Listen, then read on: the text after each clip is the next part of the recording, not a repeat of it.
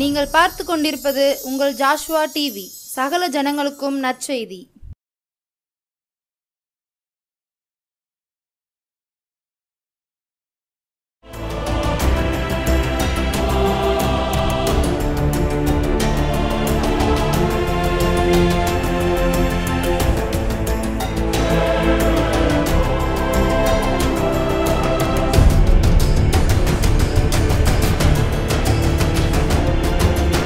கர்த்தர் இயேசு கிறிஸ்துவின் நாமத்தினால மறுபடியுமாக ஜாஸ்வா டிவி மூலமாய் உங்கள் இல்லங்களிலே உங்களை தேடி வருவதில் நான் மிக்க சந்தோஷமாக இருக்கிறேன். அமேன். ஹல்லேலூயா. எத்தனை பேர் சந்தோஷமாக இருக்கிறீங்கன்னு உங்களுக்கு தான் தெரியும். அமேன். எல்லாருமே சந்தோஷமாக இருப்பது தான் தேவனுடைய சித்தம்.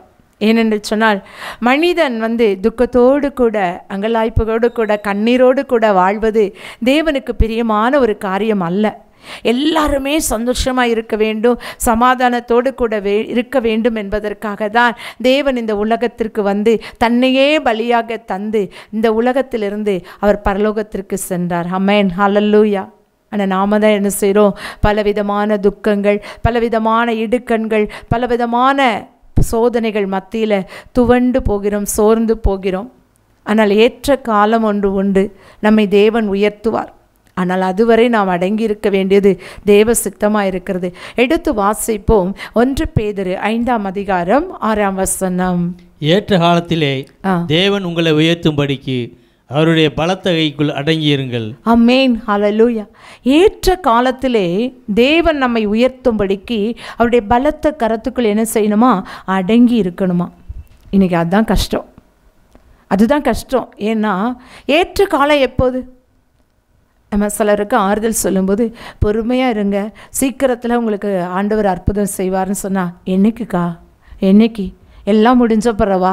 எனக்கு வயசான பிறவா? இல்லை எல்லாமே வாழ வேண்டிய வயசில் வாழாமல் வாழ்க்கையெல்லாம் முடிந்த பிறகு வாழ்வது வாழ்க்கையா? ஏற்ற காலம் அதுதானா அப்படின்னு சொல்லி நம்மை பார்த்து திரும்ப கேள்வி கேட்பார்கள். ஆனால் ஏற்ற காலத்தில் நம்மை உயர்த்துகிற தேவன் நிச்சயமாய் உயர்த்துவார் என்பதை விசுவாசிப்பதற்கு மிகவும் கடினமான காரியம்தான். ஆண்டவர் இந்த பூமியை படைக்கும் பொழுதுக்கு ஒவ்வொன்றுக்கும் ஒரு காலம், ஏற்ற காலத்தை வைத்திருந்தார். மழை பெய்வதற்கு ஏற்ற காலம், வெயில் அடிப்பதற்கு ஒரு ஏற்ற காலம், காற்று வீசுவதற்கு ஒரு ஏற்ற காலம், பனி பெய்வதற்கு ஒரு ஏற்ற காலம். ஏன்னா இது எல்லாமே ஒரே காலத்தில் இருந்ததுன்னு வச்சுக்கோங்களேன், எப்படி இருக்கும் பூமி? வெயிலும் அடிக்கு, மழையும் பெய்யுது, காற்றும் அடிக்கு, பனியும் பெய்யுதுன்னா அந்த பூமியில் எந்த விளைச்சலையும் நம்ம என்ன செய்ய முடியாது? பார்க்க முடியாது. வெயில் காலத்தில் எந்த பயிர் விளைவிக்க முடியும், எந்த பூக்கள் பூக்கும் என்பது கர்த்தருக்கு தெரியும். அதற்கேற்றாற்போல் அந்த சீதோஷண நிலைமைக்கு ஏற்றாற்போல் ஏற்ற காலத்தில் பூக்கிற பூக்கள் உண்டு. ஆமென். ஹல்லேலூயா. மழைக்காலத்தில் எந்த பயிர் வகைகள் முளைக்கும் என்பது கர்த்தருக்கு தெரியும். அந்த மழைக்காலத்தில் பயிர்விக்க வேண்டிய அந்த ஏற்ற காலம் அந்த பயிருக்கு அது.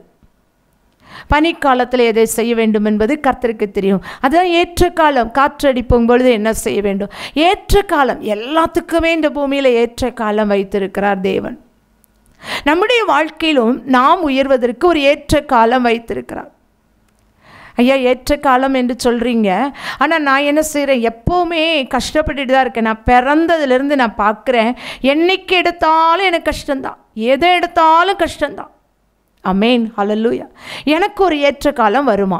வரும், நிச்சயமாய் வரும். யோசேப்புக்கு ஆண்டவர் ஒரு ஏற்ற காலம் வைத்திருந்தார். தரிசனம் கொடுத்தார், சொப்பனம் கொடுத்தார், உன்னை உயர்த்துவேன் என்று சொன்னார். ஆனால் ஒரு ஏற்ற காலம் இருந்தது. அதற்கு முன்பாக அவன் அடங்கி இருக்க வேண்டிய காரியங்கள் எத்தனை பாருங்க. அவனுடைய வாழ்க்கையில் அவன் அடங்கி கொண்டே தான் இருந்தான். குழியில் தூக்கி போடப்பட்டான் தன் சகோதரர்கள். அந்த நேரத்தில் கூட அவனால் ஒன்றும் பேச முடியல. வஸ்திரங்கள் களையப்பட்டான், விற்கப்பட்டான், அந்த எஜமானிடத்தில் அவமானப்படுத்தப்பட்டான், பழி சுமத்தப்பட்டான், சிறைச்சாலையில் தள்ளப்பட்டான். எல்லா சூழ்நிலைகளிலும் ஏற்ற காலம் ஒன்று உண்டா என்று சொல்லி அவனுடைய இருதயம் ஏங்கியிருக்கும். கர்த்தர் எனக்கு சொப்பனம் காட்டினாரே, நான் உயர்த்தப்படுவேனா என்று சொல்லி அவனுக்குள்ளாய் அவன் கலங்கி இருப்பான். ஒருவேளை நான் பார்த்த சொப்பனம் உண்மைதானா அப்படின்னு கூட நினைக்கிற அளவுக்கு தள்ளப்பட்டு இருக்கலாம். அது எழுதப்படலை பைபிளில். ஆனால் அவனுடைய உள்ளம் அப்படி இருந்திருக்கல. நம்மை பார்த்து ஆண்டவர் சொல்வார், உன்னை உயர்த்துவேன்னு சொல்லிடுறான்னு வச்சுக்கோங்களேன். நம்முடைய இருதயத்தில் நடக்கிற சூழ்நிலைகளை பார்க்கும் பொழுது ஒன்றுமே நடக்காத மாதிரி தெரியும். ஆனால் நம்ம என்ன நினைப்போம் தெரியுமா? ஆண்டவர் சொன்னது பொய்யா உண்மையா எனக்கு தெரியலையே, ஆனால் சொன்னாரே அது உண்மையா, என்னை உயர்த்துவாரா, அது எந்த காலம், அது ஏற்ற காலம் எப்போ? நம்ம பிள்ளைங்களை பார்த்து சொல்லுவோம், கொஞ்சம் பொறு, நான் வாங்கி தரேன். எப்போ வாங்கி தருவீங்க? என்னைக்கு? எல்லாம் முடித்ததுக்கு அப்புறமா, அந்த மாடல்லாம் போனதுக்கப்புறம் நீங்கள் வாங்கி கொடுத்து அதை நான் மட்டும் போடவா அப்படின்னு கேட்பாங்க. ஏற்ற காலத்தில் தான் எந்த ஒரு ட்ரெஸ்ஸோ எதையும் போட பிள்ளைங்க விரும்புவாங்க. அந்த ஏற்ற காலம் எது அப்படின்னு நம்ம அறிந்து கொள்ள வேண்டும். தேவ சமூகத்தில், ஆண்டவரே நீர் என்னை ஆசீர்வதிக்கத்தக்கதான ஏற்ற காலம் எது? அந்த காலத்தில் என்னை ஆசீர்வதிக்க வல்லவர். அந்த ஏற்ற காலத்தில் என்னை உயர்த்தும்படிக்கு உம்முடைய பலத்த கரத்துக்குள் நான் அடங்கி இருக்கணும். அந்த பலத்த கரம், அவருடைய கரம் நன்மை செய்கிற கரம், ஒருபோதும் யாரையும் என்ன செய்யாது, அது தள்ளவே தள்ளாது. அந்த நன்மை செய்கிற கரத்தில் அடங்கி இருக்கணுமா? எப்படி அடங்கி இருக்கணும்? அவர் சொல்வதை கேட்டு, அவருடைய வார்த்தையை கேட்டு, அவர் என்ன சொல்கிறாரோ அதன்படி செய்ய நம்மை ஒப்பு கொடுக்க வேண்டும். தெய்வ ஜனங்களை பார்த்து ஆண்டவர் சொன்னால், நீங்கள் சும்மா இருங்க, நான் யுத்தம் பண்ணுவேன். அடங்கி இருந்தாங்க. ஆண்டவர் யுத்தம் பண்ணினார். செங்கடல் வந்தது, செங்கடல் வந்தது. அவர்கள் வெட்டாந்தரையில் நடந்து போவது போல நடந்து போனார்களே தவிர பார்வோனோடு அவர்கள் யுத்தம் பண்ணவில்லை. கர்த்தர் யுத்தம் பண்ணினார், சொன்னபடி செய்தார். ஏற்ற காலத்திலே அவர்களை உயர்த்துவதற்காக, அவர்களை கொண்டு அவருடைய நாமம் மகிமைப்படுவதற்காக அந்த செங்கடலை பிளந்து பார்வோனை அந்த ஆழியில் அமிழ்த்தப்பட்ட தேவன் நம்முடைய தேவன். அந்த ஏற்ற காலம், அந்த ஏற்ற காலம் வரும் வரை தேவ சமூகத்தில் காத்திருக்க வேண்டியது நம்முடைய கடமையாக இருக்கிறது. நெடுங்காலமாய் நான் காத்திருக்கிறேன். எவ்வளோ நாள் காத்திருக்கிறேன்னு தெரியுமா உங்களுக்கு? அதெல்லாம் தெரியாது. நான் காத்திருந்தே எனக்கு அப்படியே சோர்ந்து போயிட்டேன். இனி என்னால் காத்திருக்கிற சூழ்நிலை இல்லை. ஏற்ற காலம் எப்போ வந்தாலும் சரி, வராட்டாலும் சரி, என்னால் முடியாதுப்பா காத்திருக்க அப்படின்னு சொல்கிறீங்களா? கர்த்தர் உங்களுடைய வாழ்க்கையில் ஒரு ஜீவ விருட்சத்தை கொடுக்கத்தான் நெடுங்காலமாக உங்களை காத்திருக்க வைத்தார், அடங்கி இருக்க வைத்தார். அவருடைய பலத்த கரத்துக்குள் அடங்கி இருக்க வேண்டும். வேதத்தில் கூட ஒரு சகோதரியை நாம் பார்க்கிறோம். ஆகார், எடுத்து வாசிப்போம். ஆகார், அந்த ஆதியாகமம் 16ஆம் அதிகாரம் வசனம் சொல்லி வாசிங்க. 16ஆம் அதிகாரம் 4ஆம் வசனம். அவன் ஆகாரோடு சேர்ந்தபோது அவள் கர்ப்பம் தரித்தாள். அவள் தான் கர்ப்பவதியானதை கண்டபோது தன் நாச்சியாரை அற்பமாக எண்ணினாள். ஆமென், ஹல்லேலூயா.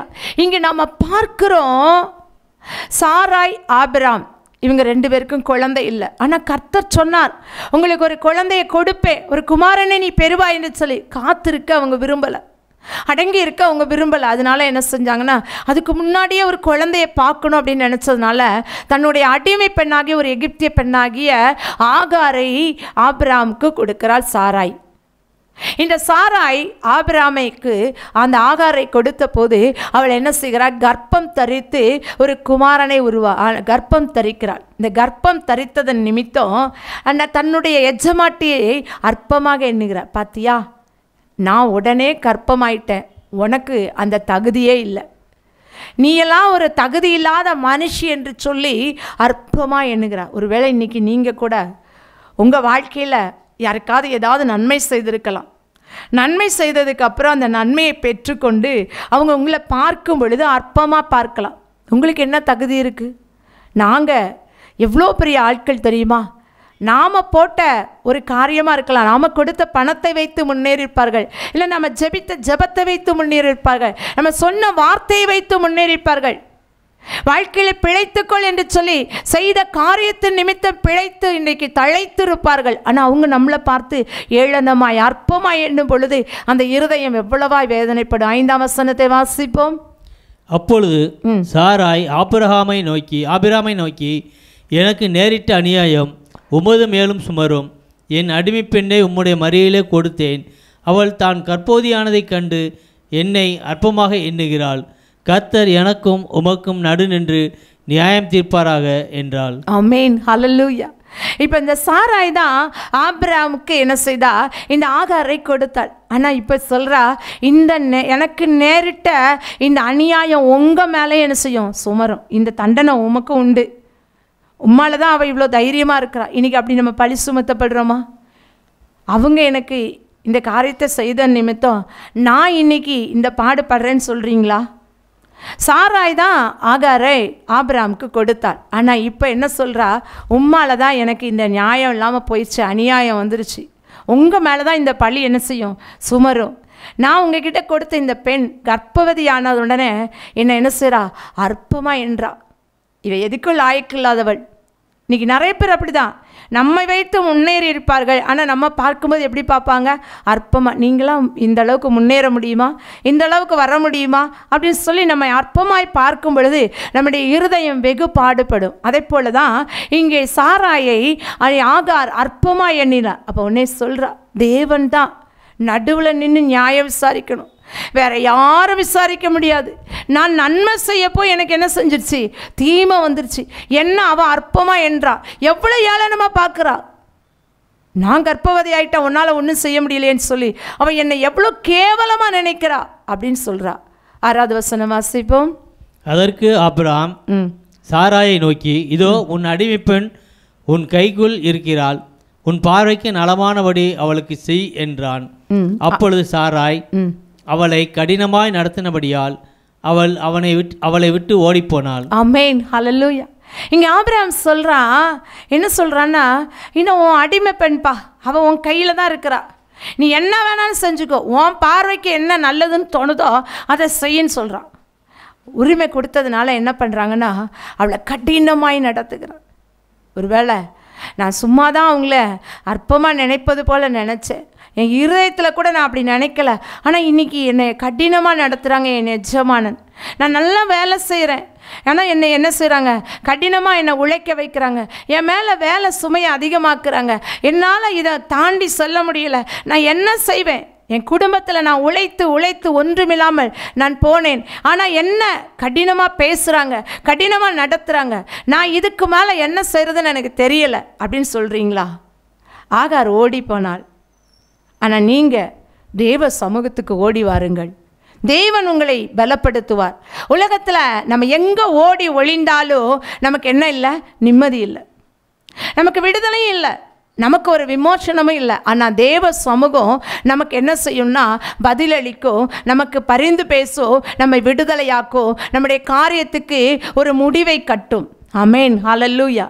இந்த ஆகார் ஓடி போகிறா. ஐயோ, என் மேலே எவ்வளோ கடினமாக நடத்துகிறாங்க, என்னை எவ்வளோ கஷ்டப்படுத்துகிறாங்க. ஒருவேளை அவளை இருக்கிற எல்லா வேலையும் செய்ய வச்சு அவளை ஒருவேளை கஷ்டப்படுத்தி இருக்கலாம், அடிமையாக நடத்தி இருக்கலாம், வீட்டில் இருக்கிற அத்தனை வேலையை அவளை செய்ய வைத்திருந்திருக்கலாம். ஏன்னா அவள் எஜமாட்டி சாராய், ஆகார் அடிமை பெண். இன்றைக்கி நீங்கள் அடிமைப்படுத்தப்பட்டு கொண்டு இருக்கீங்களா? நான் லேசாக அற்பமாக எண்ணிட்டேன் எஜமாட்டியை, அதனால் என்ன செய்கிறாங்க, என்னை அடிமையாக நடத்துகிறாங்க அப்படின்னு சொல்கிறீங்களா? ஆண்டவர் சொல்கிறார், நீ அடிமைப்பட்டு போவதில்லை, உன்னை விடுதலையாக்க நான் வந்திருக்கிறேன். யாரும் யார் கையிலும் இருப்பது தேவ சித்தமல்ல, எல்லாரையும் தேவன் ஆசீர்வதிக்கவே இந்த உலகத்திற்கு கடந்து வந்தார். 6வது வசனம் வாசிப்போம். அதே அதிகாரம் 16:6. அதற்கு ஆபிரகாம் சாராயை நோக்கி, இதோ உன் அடிமைப்பெண் 7 வாசிங்க. கர்த்தருடைய தூதனானவர் அவளை வனாந்தரத்திலே சூரூருக்கு போகிற வழி அருகே இருக்கிற நீரூற்றண்டையில் கண்டு, சாராயின் அடிமைப்பெண்ணாகி ஆகாரே, எங்கே இருந்து வருகிறாய், எங்கே போகிறாய் என்று கேட்டார். அவள், நான் என் நாச்சியாராகிய சாராயை விட்டு ஓடிப்போகிறேன் என்றாள். ஆமென், ஹல்லேலூயா. இப்போ ஆண்டவர் அவளை சந்திக்கிறார், கர்த்தருடைய தூதனானவர் அவளை சந்திக்கிறார். சந்திக்கும் போது அவர் கேட்கிறார், நீ எங்கிருந்து வர்ற? சாராயின் அடிமை பெண்ணாகி ஆகாரே, நீ எங்கிருந்து வர்ற? அப்போ ஆண்டவருடைய சித்தம் அந்த இடத்துல அடிமையாக இருக்க வேண்டும், அங்கே தான் நீ இருக்க வேண்டும், அங்கிருந்தா உன்னை உயர்த்துவேன் என்பது ஆண்டவருடைய சித்தம் ஆகாருக்கு. அதனால தான் அவர் கேட்குறார், அடிமை பெண்ணாகிய சாராயின் அடிமை பெண்ணாகிய ஆகாரே. ஏன் ஆண்டவர் ஆகாரேன்னு கூப்பிட்டுருக்கலாம்ல? நீ எங்கேருந்து வருகிறாய், எங்கே போகிறாய்? ஏன் எங்கேருந்து வர்றதுன்னு ஆண்டவருக்கு தெரியாதா? அடிமை பெண்ணுன்னு சொன்னார், சாராயின் அடிமை பெண்ணுன்னு கூப்பிட்ட ஆண்டவருக்கு சாராய்கிட்ட இருந்து தான் நான் வர்றேன்னு தெரியாதா அப்படின்னு ஆகார் நினைத்திருக்கலாம். ஏன்னா அவளுடைய வாய்ப்பிறப்பை நாம் கேட்க வேண்டும் என்பது தேவனுடைய திட்டம். ஆமென், ஹல்லேலூயா. நீ எங்கே இருந்து வருகிறாய், எங்கே போகிறாய்? அவள் சொல்கிறா, என் நாச்சியார் அண்டையிலிருந்து நான் வருகிறேன், என் எஜமான இடத்துல, இந்த எஜமாட்டி இடத்துலேருந்து நான் வருகிறேன், நான் சாரா என்ற எஜமாட்டியின் இடத்திலிருந்து நான் வருகிறேன். ஆமென், ஹல்லேலூயா. இவள் இதை உணர வேண்டும்.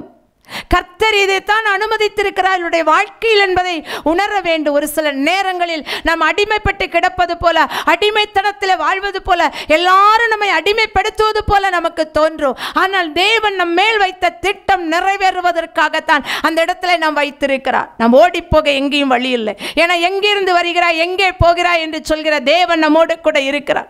அவருக்கு எல்லாமே தெரியும்.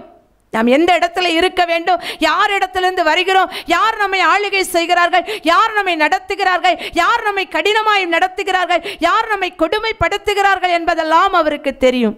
ஆனாலும் சில நேரங்களில், சில வேளைகளில் ஆண்டவருடைய வாக்குறுதியின்படி வாழ்வது நம்முடைய வாழ்க்கையில் சித்தமாக இருக்கிறபடியால் ஆகாரை பார்த்தவர் கேட்கிறார், நீ எங்கே இருந்து வருகிறாய், எங்கே போகிறாய் என்று சொல்லி.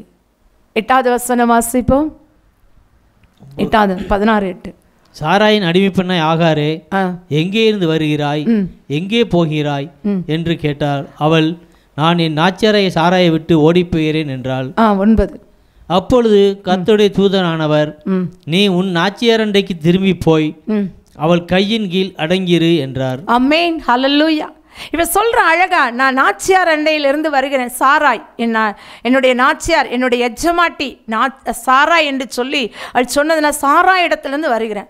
அப்போ தூதன் சொல்கிறான், திரும்ப போய் அவகிட்ட அடங்கிரு. ஆமென், ஹல்லேலூயா. நம்ம பார்த்து இப்படி சொன்னாங்கன்னா, இவங்களுக்கெல்லாம் அறிவு இருக்கா?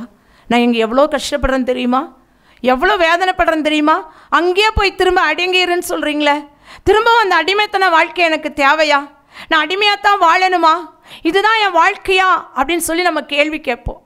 ஆனால் ஆண்டவர் சில நேரங்களில், சில இடங்களில் நம்ம அடங்கி இருக்க சொல்வார். எதுக்கு தெரியுமா?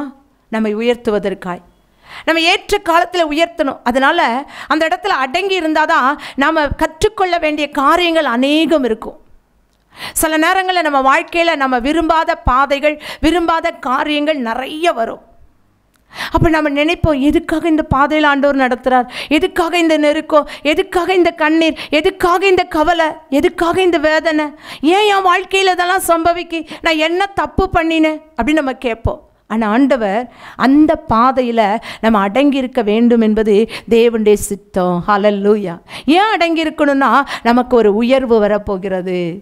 அந்த நாட்களில் நம்ம எப்படி ஜெபிக்கணும்னா, இந்த உபத்திரவ நாட்களில், இந்த சோதனையின் காலத்தில், இந்த அடிமைத்தன வாழ்க்கையிலிருந்து நான் தாண்டி செல்ல எனக்கு பலன் தாரும்.